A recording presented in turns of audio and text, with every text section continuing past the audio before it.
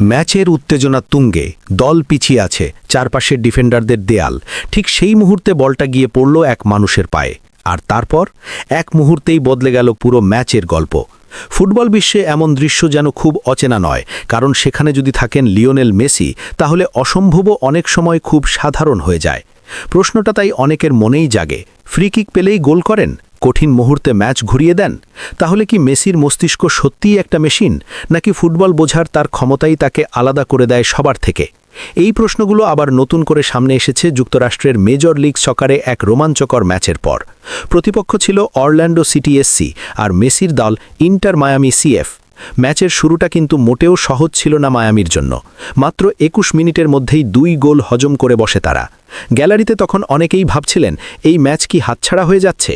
কিন্তু ফুটবল ইতিহাস বারবার দেখিয়েছে, যতক্ষণ মাঠে মেসি আছেন ততক্ষণ কোনো ম্যাচের গল্প শেষ হয়ে যায় না। মায়ামি ধীরে ধীরে ম্যাচে ফেরার চেষ্টা করছিল, কিন্তু সময় গড়িয়ে যাচ্ছিল আর স্কোরবোর্ডে তখনও তারা পিছিয়ে। অবশেষে আসে সেই মুহূর্ত যা পুরো ম্যাচের মোড় ঘুরিয়ে দেয়। ম্যাচের ৫৭তম মিনিটে ডি বক্সের ভেতরে বল পান মেক্সিকান ফরওয়ার্ড লুইস বার্তামারে। তাকে ঘিরে ধরেন অরল্যান্ডোর ৪ জন ডিফেন্ডার। এত চাপের মধ্যে সামনে এগোনোর কোনো উপায় ছিল না, তাই তিনি বলটা ব্যাক পাস করেন সতীর্থ সেগোভিয়ার দিকে। সেগোভিয়ার ভূমিকাটা প্রথম নজরে খুব গুরুত্বপূর্ণ মনে নাও হতে পারে, কিন্তু ফুটবলে অনেক সময় ছোট ছোট সিদ্ধান্তই তৈরি করে বড় মুহূর্ত। ডান দিক থেকে শট নেওয়ার মতো ভঙ্গি করেন সেগোভিয়া। এতে অরল্যান্ডোর কয়েকজন ডিফেন্ডার দ্রুত সেই দিকে সরে যান শট ব্লক করার জন্য। কিন্তু সেগোভিয়া বুঝেছিলেন এত ডিফেন্ডারের মাঝ দিয়ে শট নিলে গোল পাওয়া কঠিন, তাই শেষ মুহূর্তে তিনি বলটা বাড়িয়ে দেন বাম দিকে থাকা মেসির কাছে। এখানেই শুরু হয় মেসির আসল ম্যাজিক।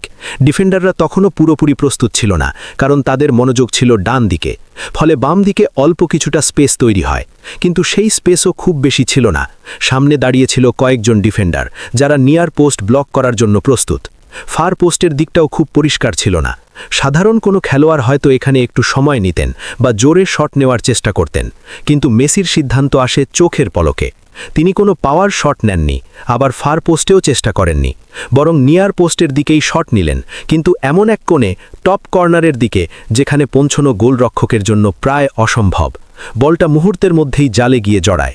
অরল্যান্ডোর ডিফেন্ডাররা বুঝে ওঠার আগেই হয়ে যায় গোল। স্কোর লাইন হয়ে যায় সমতায়, আর স্টেডিয়ামে শুরু হয় নতুন উত্তেজনা। কিন্তু মেসির গল্প এখানেই শেষ হয়নি, বরং আসল জাদুটা যেন তখনও বাকি ছিল। ম্যাচের পরের অংশে মায়ামি পায় একটি ফ্রি কিক। ফ্রি কিক আর মেসি, এই দুই শব্দ একসাথে থাকলে ফুটবল ভক্তদের মনে একটা আলাদা প্রত্যাশা তৈরি হয়। কারণ বিশ্বের খুব কম খেলোয়াড়ই আছেন যারা ফ্রি কিককে এতটা নিখুঁত অস্ত্রে পরিণত করতে পেরেছেন। মেসি বলটা সেট করলেন, কয়েক পা পিছিয়ে গেলেন, তারপর সেই পরিচিত বাঁ পায়ের স্পর্শ। অনেকেই ভাবছিলেন তিনি হয়তো টপ কর্নারের দিকে মারবেন বা নিয়ার পোস্ট টার্গেট করবেন, কিন্তু এবারও তিনি বেছে নিলেন ভিন্ন পথ। ৪ জন ডিফেন্ডারের দেয়ালের পাশ দিয়ে থাকা ছোট্ট একটা স্পেস লক্ষ্য করলেন। অনেক খেলোয়াড় যদি ওই জায়গায় শট নিতেন, বল হয়তো ডিফেন্ডারে লেগে ফিরে আসত কিংবা সরাসরি গোলরক্ষকের হাতে চলে যেত। কিন্তু মেসির শট ছিল নিখুঁত হিসাব করা। বলটা এমনভাবে বাঁক নিল যে প্রথমে মনে হচ্ছিল গোলরক্ষকের জোন দিয়েই যাচ্ছে। ঠিক সেই মুহূর্তেই বল হঠাৎ বাঁক খেয়ে জালের কোণে ঢুকে পড়ে। অরল্যান্ডোর গোলরক্ষক প্রথমে বুঝতেই পারেননি বলটা কোন দিকে যাচ্ছে। যখন বুঝলেন, তখন আর কিছু করার ছিল না। ফলাফল মেসির আরেকটি অসাধারণ ফ্রি কিক গোল। এই ২ গোলের পর ম্যাচের পুরো চিত্রটাই বদলে যায়। শেষ পর্যন্ত মায়ামি জয় পায় ৪-২ ব্যবধানে, আর এই জয়ের কেন্দ্রবিন্দুতে ছিলেন সেই একজনই, লিওনেল মেসি। ফুটবলে অনেক বড় খেলোয়াড় এসেছে, আবার অনেকেই ইতিহাস গড়েছে, কিন্তু মেসিকে আলাদা করে যে বিষয়টি দাঁড় করায় তা হলো তার খেলার বুদ্ধিমত্তা।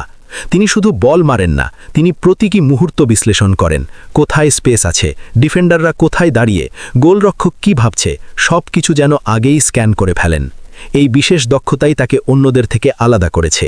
বয়স বাড়ছে, সময় এগিয়ে যাচ্ছে, তবুও তিনি বারবার প্রমাণ করে যাচ্ছেন মেসি মানে শুধু একজন ফুটবলার নয়, বরং ফুটবলের এক চলমান জাদু। তাই যত বছরই কেটে যাক না কেন, ফুটবল বিশ্বের আলোচনার কেন্দ্রে নামটা বারবার ফিরে আসে, লিওনেল মেসি।